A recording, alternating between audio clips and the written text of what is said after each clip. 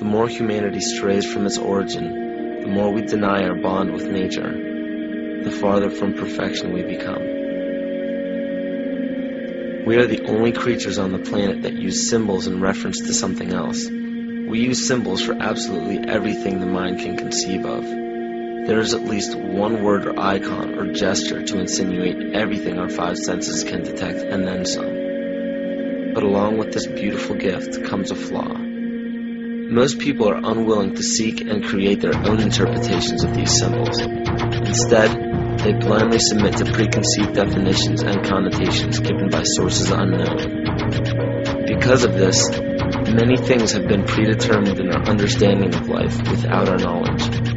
Words can be perverted and used to manipulate rather than to inform. Symbols can be used to segregate rather than unite. And those given the responsibility and authority to disseminate information to the public possess the ability to do with it what they choose.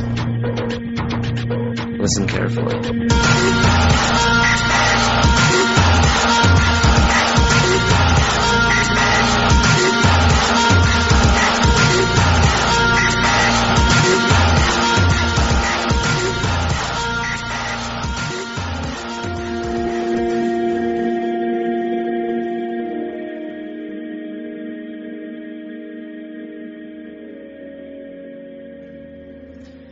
Every 26,000 years, our solar system passes through the 12 zodiac signs. Ancient civilizations such as the Hopi, Egyptians, Cherokee, Apache, and the Mayans were aware of this great cycle and developed calendars according to it. This cycle stems from many different occurrences in nature, such as the sun's orbit around Alcyone, the central star of Pleiades, as well as the 260-day cycle of human gestation. This cycle is broken down into 5 subcycles of 5,125 years each, which were thought to have their own age. The Aztec calendar or Mesoamerican sunstone depicted each cycle being destroyed by one of the 5 elements. The cycle we are currently in is the age of the 5th sun, 3113 BC to 2012 AD. More precisely, this great cycle ends December 21st, 2012. Mayan cultures and civilizations were aware of this end date, and Nostradamus even prophesied about it. For Earth, which we are currently in now, is also known as the movement, shift, evolution, and consciousness. Living Maya timekeepers proclaim that the Earth has been through fire, earth, air, and water. The final element is ether, or center. The Hopi believe that the 4th world of destruction closes and the 5th world of peace begins on December 21st, 2012. The great cycle is broken down into what the Mayans believe to be 13 Bactans.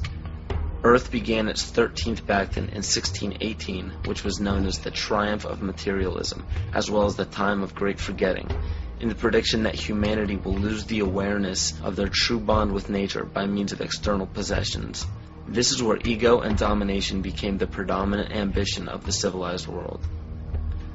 Not surprisingly, this time frame was precisely when the worldwide coordination of Pope Gregory XIII forced the 12-month calendar as well as the first mechanical clock onto indigenous peoples.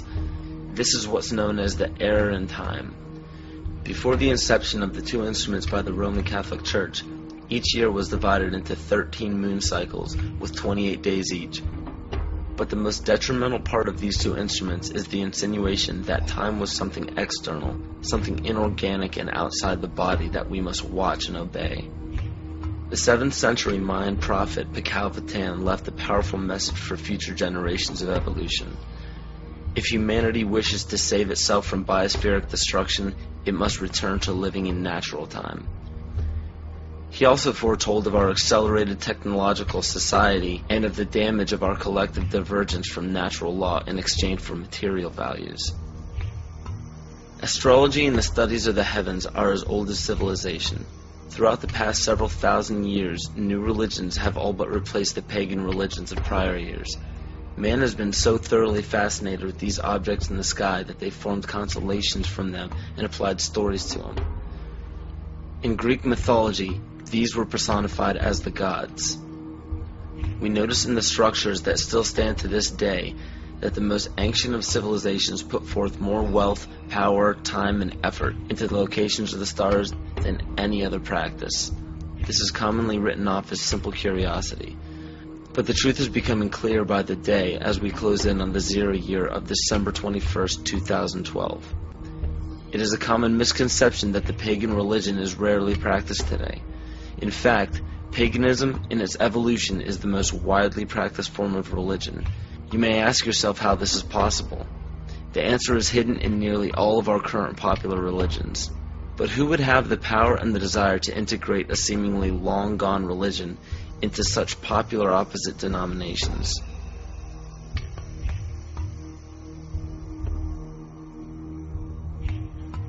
Dr. Adam Weishaupt was born on February 6, 1748 in Ingolstadt in a city in Bayern, or Bavaria, Germany. This interesting character was the son of a rabbi and converted to Catholicism after his father's death. After studying French philosophers such as Voltaire, he supposedly learned the teachings of Satanism in the French royal court. World-famous central banker Mayer Amschel Rothschild of the Rothschild dynasty chose Weishaupt to create the Coven of Golden Dawn, which to this day is Rothschild's private coven. Amschel Rothschild, for those who are unaware, instigated the American Revolution, America's supposed liberation from Britain. Rothschild instructed Weishaupt to create the Ancient Illuminated Seers of Bavaria. This is better known as the Order of the Illuminati. The name in Luciferian teachings means the bearer of the light, the illuminated, or the enlightened one. The Areopagite, or tribunal, was the inner circle of the Supreme Order, and were the only ones privy to secret meetings.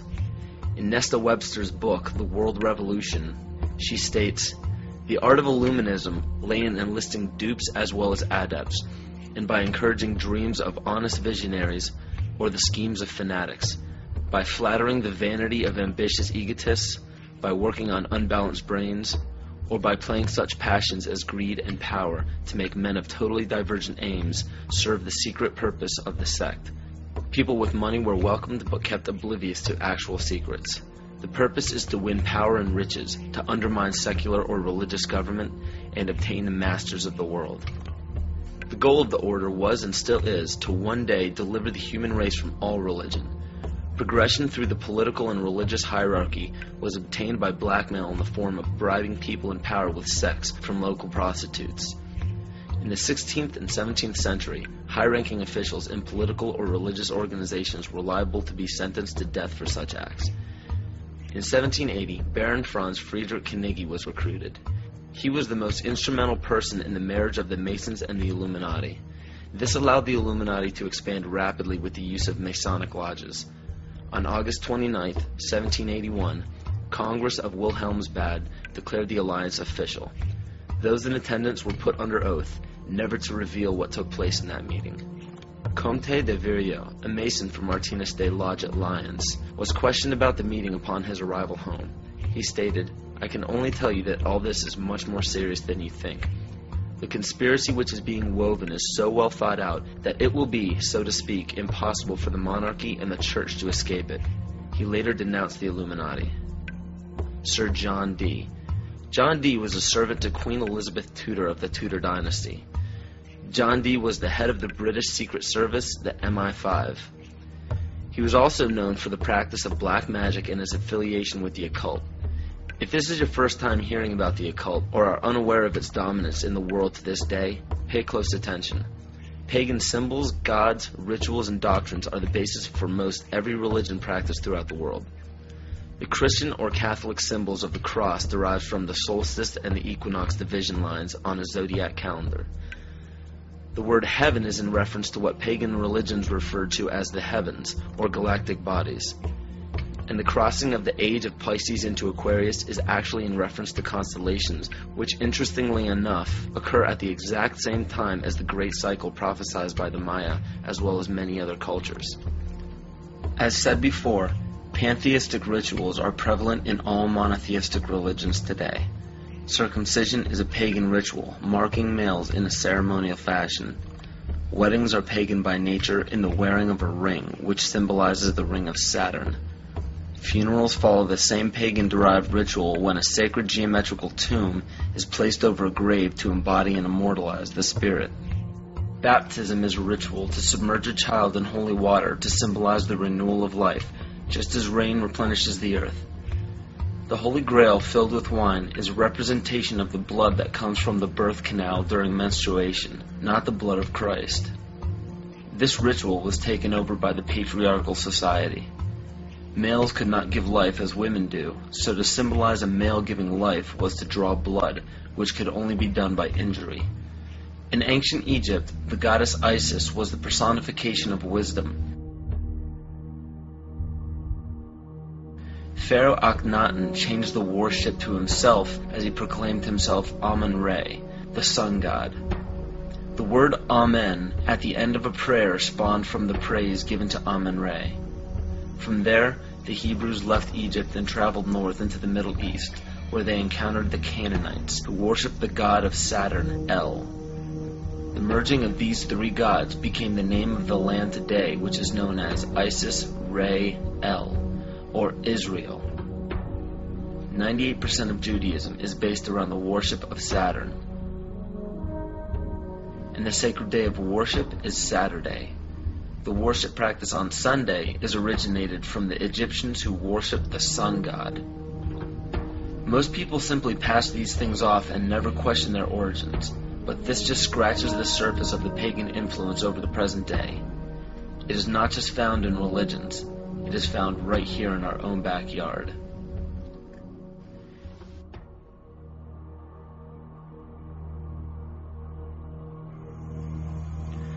On January 22, 1783, Congress ratified a contract stating that all bills of credit emitted, monies borrowed, and debts contracted by or under the authority of Congress before the assembling of the United States in pursuance of the present Confederation shall be deemed and considered a charge against the United States for payment and satisfaction whereof the United States and the public faith are hereby solemnly pledged. The party that the U.S. owed these loans to? King George. I hope this paints a picture for you of how Great Britain funded both sides of the Revolution. To this day, Great Britain collects taxes from the United States via the IRS. The IRS isn't even an agency of the United States government. If you don't believe me, look up IRS publication 6209. The FCC, CIA, FBI, and NASA were never part of the United States government. The U.S. government only holds shares of the stock in various agencies. Social Security numbers are also issued by the UN through the IMF. The Civil War, which lasted from 1861 to 1865, was also instigated by Amschel Rothschild to divide the United States and force it into debt with a central bank. The goal was to put the country of the U.S. back into the hands of Britain through huge loans taken out for munitions. To do this, it was crucial to put a controversial issue in limbo such as slavery. Knowing full well that the Declaration of Independence would create an uproar among southern states that depended heavily upon slave labor, it was signed in Philadelphia, Pennsylvania by 35 people, 33 of whom were Freemasons. John Brown was a Mason and Rosicrucian who was brought to power by William Lloyd Garrison and Senator Charles Sumner, both descendants of the Illuminati bloodline. With the help of the New York Times, John Brown was built up to be a hero in the anti-slavery movement. Ulysses S. Grant, former president, was born Hiram S. Grant. This name was given to him by his father, Master Mason Jesse Root Grant. Jesse Root Grant worked for John Brown's father and then went on to work for E.A. Collins, one of the 13 Illuminati bloodlines. Ulysses S. Grant was brought to power rapidly with help from Collins. From April 1861 to May 1864, Grant went from the rank of private to commander-in-chief of the entire Union Army. Once Grant was appointed president, his cabinet consisted of 8 Freemasons, including Alphonso Taft, which was William Taft's father, who was also an ancestor of Bill Clinton. Jonas Mills Bundy was one of the 13 Illuminati bloodlines, who was also the presidential advisor to Grant as well as the next 2 presidents. And cabinet member Columbus Delano was Franklin Delano Roosevelt's grandfather. In November 21, 1933, President Franklin Roosevelt wrote, "The real truth of the matter is, as you and I know, that a financial element in the large centers has owned the government ever since the days of Andrew Jackson. Abraham Lincoln's father was A.A. Springs, who was part of the Rothschild dynasty. Lincoln's half-brother worked for Louis Cass Pasteur in the Merovingian dynasty, which was the 13th Illuminati bloodline. Pasteur also owned Jekyll Island, which was where the Federal Reserve Bank was created. In the mid-1800s, Abraham Lincoln and the Whigs were trying desperately to keep Andrew Jackson from establishing a gold standard called the Independent Treasury System. Lincoln and his party fought to set up a central bank, making such public speeches as, "Under a gold and silver standard, all will suffer more or less, and very many will lose everything that renders life desirable." This statement resounds elements of scare tactics in this speech and other speeches on the matter given by Abraham Lincoln. They give no real evidence or explanation. In the early 1900s, after a failed attempt for Woodrow Wilson to set up what was called the League of Nations following World War I, Wilson and his advisor, Colonel House, set up the Institute of International Affairs. This institute had two branches, one set up in England called the Royal Institute of International Affairs, and the Council on Foreign Relations was incorporated as the American branch in New York on July 29, 1921. Founding members include Colonel House, J.P. Morgan, John D. Rockefeller, and a few others. A national income tax was declared unconstitutional in 1895 by the Supreme Court, but a constitutional amendment was proposed in Congress by Senator Nelson Aldrich. This makes much more sense when you notice that Nelson Aldrich was also known as being the authentic voice of J.P. Morgan and later married into the Rockefeller family. Today, 27 to 35% of American workers' pay is taxed, and this money goes to a central bank called the Federal Reserve, or the Fed. For those of you who are unaware of the Federal Reserve Bank and what it is capable of, it is a non-government-owned bank that provides the U.S. with all of its currency. They control the inflation rate by the amount of money in circulation. Yet the most amazing aspect of the central bank is the suspension of specie payments, in which the Fed can refuse to pay their obligations, yet taxpayers must pay their debts or go bankrupt. In other words, the suspension of specie payments is the central bank's right to breach a contract with no penalty whatsoever. In even simpler terms, it's called theft. How is it that the Fed is allowed to breach any contract they wish without penalty from the government? The answer is simple. The Federal Reserve Bank has power over the government instead of under it. Carroll Quigley, Bill Clinton's mentor while at Georgetown University, wrote of central banks, "They want nothing less than to create a world system of financial control in private hands, able to dominate the political system of each country and the economy of the world as a whole, controlled in a feudalist fashion by the central banks of the world acting in concert, by secret agreements arrived at in frequent private meetings and conferences." It is important to note that nearly all of the founders of the Federal Reserve Bank were involved in the conception of the Council on Foreign Relations. Since 1934, when the Fed was established, almost every United States Secretary of State, all Secretaries of War or Defense since Henry L. Stimson, almost every head of CIA since Allen Dulles, nearly all presidential candidates, Dwight D. Eisenhower, JFK, Richard Nixon, and Bill Clinton were members of the CFR. George Bush Sr. was actually the CFR director from 1977 to 1979. Understand that all of these high-ranking government positions were lobbied into place by the organization set up by the international banking cartel. There are secret meetings held everywhere by many of the same members in the Trilateral Commission, the Bilderberg Group, the Club of Rome, the United Nations, and the two branches of the Institute of International Affairs. These groups make up what is known as the Round Table, developed by Cecil Rhodes.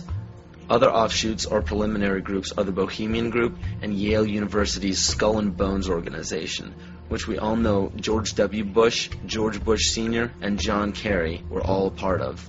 Almost every meeting by these groups are attended by the most powerful government officials, corporate leaders, media moguls, and royal families in the world. These meetings are held in secret and not a word of them reaches the mainstream media. How is it that so many powerful people can attend meetings alongside the mainstream media and not a mention of it makes it to the public? This all may start making more sense when you start understanding that common citizens aren't meant to know what is happening at the top. Is there any dispute that to gain power in our day and age, it takes strategy and intelligence rather than brute force? Logic will tell you that in any sport or game, to claim victory, you must keep your moves strategic and secret. Why would it be any different in global politics?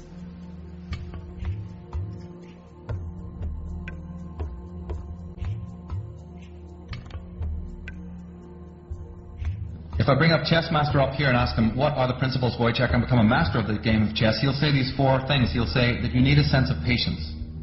Now, if you don't have patience, don't even try to begin the game to learn it. He'll say you need a sense of timing. If you don't have a sense of timing, don't open the book. You have to have knowledge of your opponent, right? And then the 4th one that they'll tell you is that you need to have the willingness to make any and all sacrifices. Now, ladies and gentlemen, why are the dark side winning the game? It's because they got infinite patience. They've been working on one thing for 50,000 years. I call that patience. They got a brilliant sense of timing because they know all about the astrology and the divination that we forgot, that our agricultural ancestors all knew about. Well, we're with the Julian calendar and we're not interested in any of that stuff anymore. We're slaves of the watch, but we don't know about the higher time to rule our own lives by. They have amazing knowledge of you. Right? They have intense knowledge of us, their enemies. And the 4th one is the clincher, isn't it? Because they're willing to make any and all sacrifices when and wherever they need to do it. But Adolf, that would break our treaty. You're a good guy. Why, you hate war. You wouldn't go back on your word. Are you kidding?